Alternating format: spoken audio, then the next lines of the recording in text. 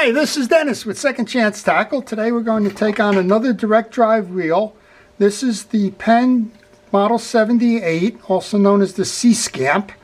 And we did a 77 the other day. We were showing you how reels evolved from a relatively small frame, like this reel, to the larger frames, but maintain the direct drive. So the direct drive enables you to reel and backpedal the reel without the benefit of a anti-reverse or a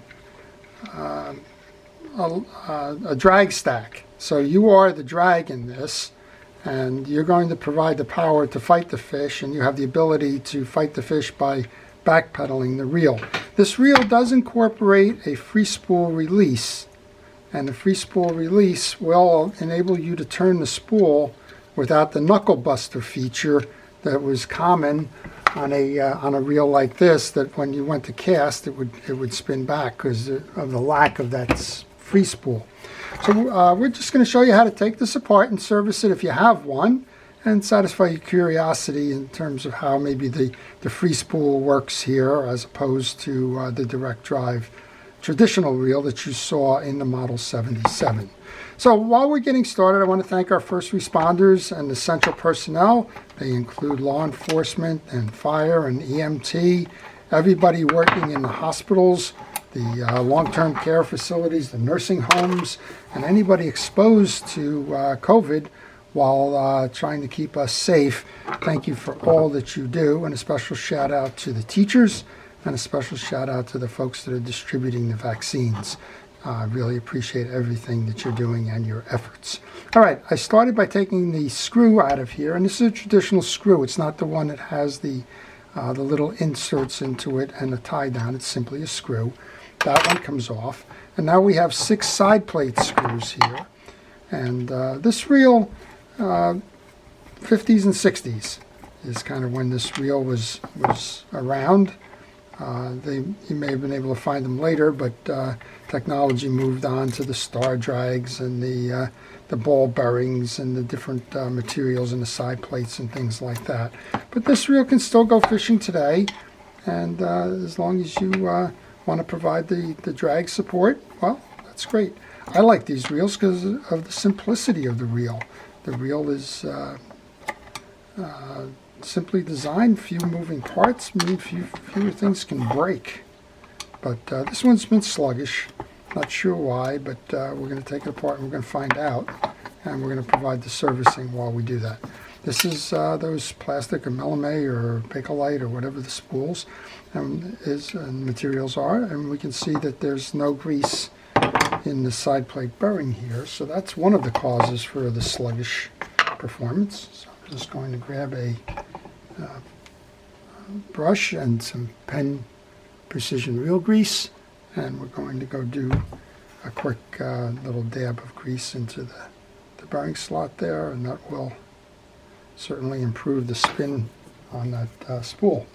The back of the spool has some dirt and junk on it, so we're going to go ahead and take some steel wool and just kind of clean that off. Just get the old grease off. I'm going to do the same thing here. Looks like there's a little bit of rust or corrosion. The steel wool will do that fine. So let's go ahead and do that as well. Then I'm just going to put the pieces, like I did the other pieces, into a parch tray. It's the bottom of a milk tray. So you can use that steel wool, and you can use metal polish. In this case, this is Turtle Wax's version of an automotive polish, but you can use that to clean up the corrosion on those cross posts. This one was used in the salt water. There's greening on it. And you're never going to restore chrome, but you can clean the chrome, and you can get the older corrosion off of it by doing that. Okay, a little bit more here, and then we'll just kind of put this away. This frame is fine. We have the grease there, and we're just going to, there's a little bit of dirt inside that cup there, so we'll make sure that that side plate gets done there. If there's a weakness in this reel, we said simplicity was the good thing. If there's a weakness, it's the plastic side plates. There's no reinforcement or support up top here, and if that reel gets slammed onto a a pier railing or a gun wall or the like that is subject to snapping. So you got to be a little bit careful with that. Here is the answer to your question about how does this all work. It's a kind of a hybrid here. From a reel standpoint, it has a bridge, and it also has that yoke and jack assembly that is more common on the Penn reels. So you notice that we do not have bridge screws on this side.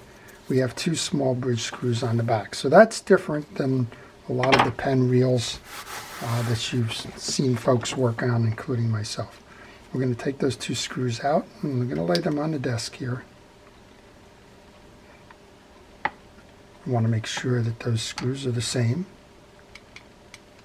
I have no reason to believe they aren't, but I want to make sure. And when you do this, take pictures along the way. One of the things you're going to notice on this one is that this plate is different. There's a little dimple side to this plate, and there's a flat side, and it's totally easy. You can see the dimple side, but it's totally easy when you go to reinstall to put it on the wrong way. So take pictures, notice the orientation of the reel, and notice how it will go to reinstall, how you took it off and how you bring it back. This part is kind of similar to a lot of the Penn designs. It's got an eccentric, the eccentric spring. It's got the jack, the yoke, and the pinion gear, and then it just has a fixed gear without drags here as opposed to the star drag system. To remove this, you want to put that into the off position and then press down or keep the yoke depressed while you remove the jack. And we're going to do this for the cleaning because this reel is very dirty. It's got shellacked grease on it.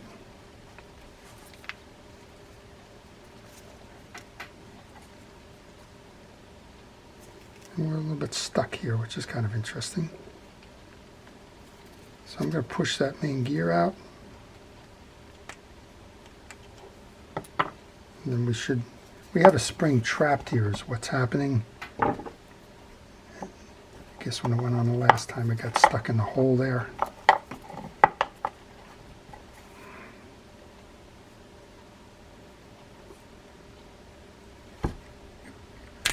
There we go.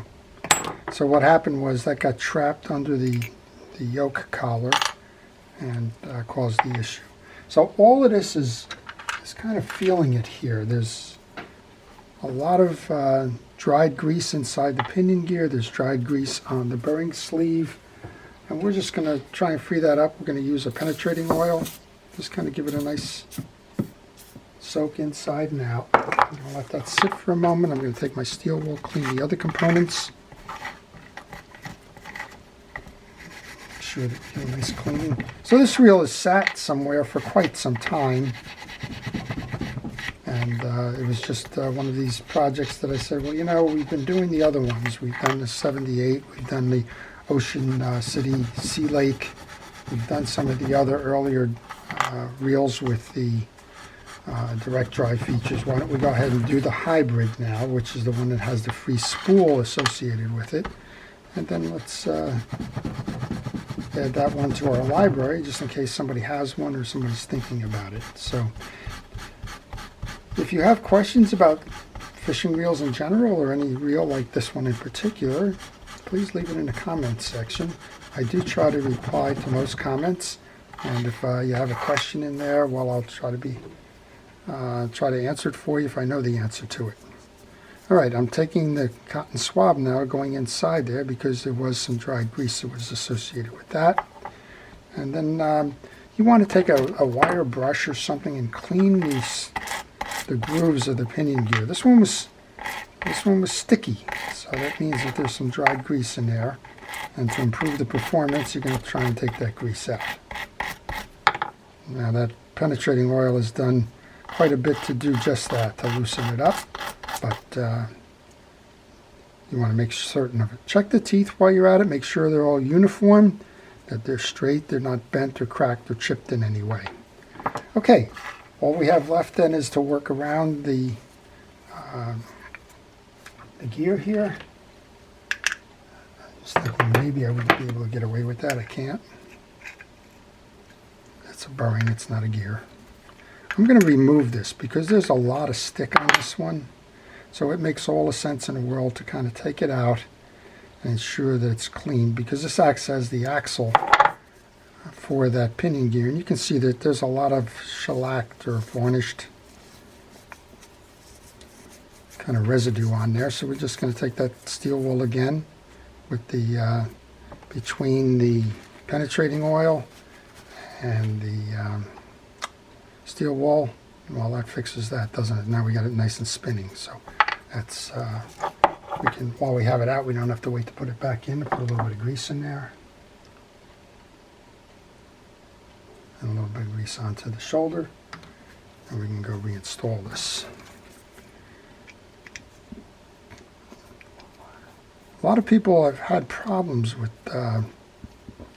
this side bearing and not realize that sometimes I'll hear the most common cause is you'll have a reel tilted on its side and it'll be making noise, and if you tilt it to the other side it doesn't. That's a telltale sign that that bearing is bad.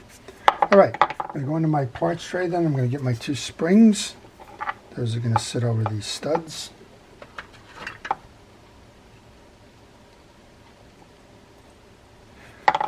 I'm going to get the yoke that we've cleaned up. I'm going to make sure that we have some nice grease on that. I'm going to put the pinion gear back on. I'm going to grease that. Now there's 2 sides of the pinion gear here. If you're noticing, there's one side here that's flat, and there's another side that's got the groove in it. That groove side always faces towards the spool, like that, when you go to reinstall. If you don't do that, the spool has no place to catch, and it can easily be done where you put it on backwards. And then that shoulder of the spool, which is here, you can see the flat part of the spool just down below here, that'll have no place to catch. So I'm going to put a little bit of grease onto that while we have it in our hand. Do the same thing on the back. Replace the grease that we had removed. I'm going to go over and put the bridge plate and the main gear. So the main gear, you want to do the same thing. You've got some old dry grease on there, so go ahead and use that wire brush. Clean that up. Now this is a softer one. This is a brass brush. It's not the steel brush. I don't think it matters. Just be careful. This reel is 50 years old, and replacement parts are hard to get. Alright, once we've cleaned that off, we can put a little bit of grease. That's going to ride inside that case bushing. So let's get that on. You can insert that in. Got a little bit of the older grease on the outside here. Let's get that off while we're at it. And we want to get grease onto that main gear.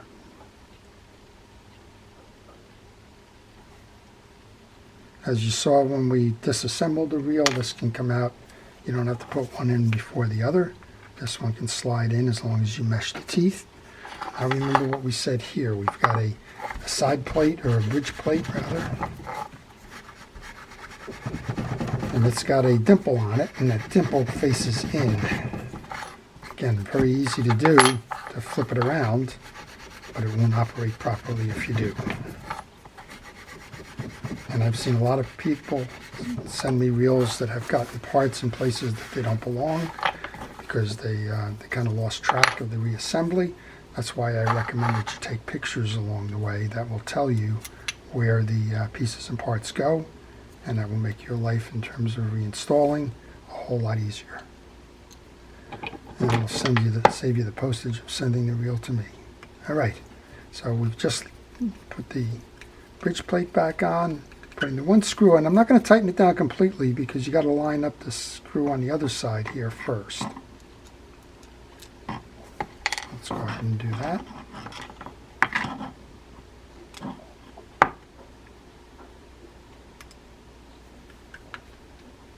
Nice reel. The mechanics of it is hard to argue with.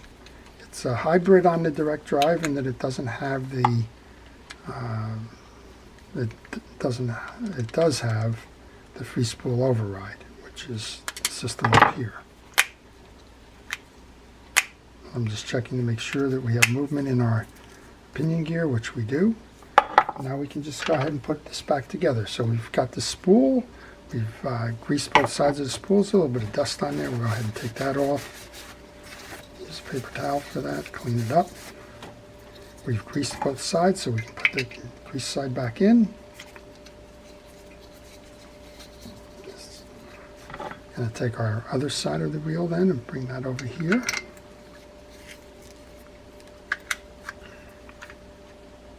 Then we got the side plate screws. There's longs and shorts. The long screws are the 4 that go on the side plate posts. The short ones are the 2 that go on the reel seat. So keep them separated. And then what I like to do is to put these in opposing order. So I'm going to put one on the left here and then one on the right. And then I'm put one of the reel seat screws in. Come back and do the other.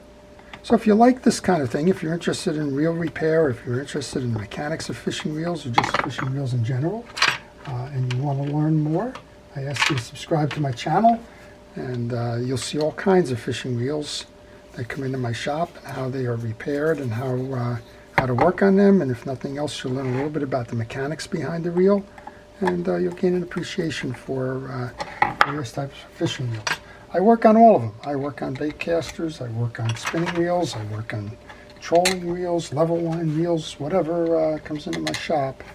If it's in need of a tune-up or a repair, I work on them, so you'll see a large variety of them. Also, check out my library. I have a good library out there of over 200 and some odd videos about all kinds of reels. So if you have a reel and you're looking to find out how to tune it up, the chances are there's one like it, if that one itself is not in that library, and you can go ahead and learn how to do it from those videos. If you do subscribe, please hit the notification button, and if you like this video, please like this as well. Alright, we just reinstalled that. We have our screw. Now, this calls for an oil port. You can put some oil in there. There's not much going to go on. It's going to go, what's going to happen with that oil is it's going to go where we put the blue grease before for the bushing. There are no drags or anything that it's going to lubricate. There is no bridge shaft that it's going to lubricate, but it will lubricate the bearing. I always put a drop of oil inside these old handles because that's where the post is. And now it's time to give it a spin. Well, that's spinning a whole lot easier. That's in free spool right now, right? So now when we go into drive mode, we have the drive. We can tighten up our bearing a little bit. And that's it. That is your Penn Model 78 Sea Scamp direct drive reel with the free spool override. A little bit bigger than a 77.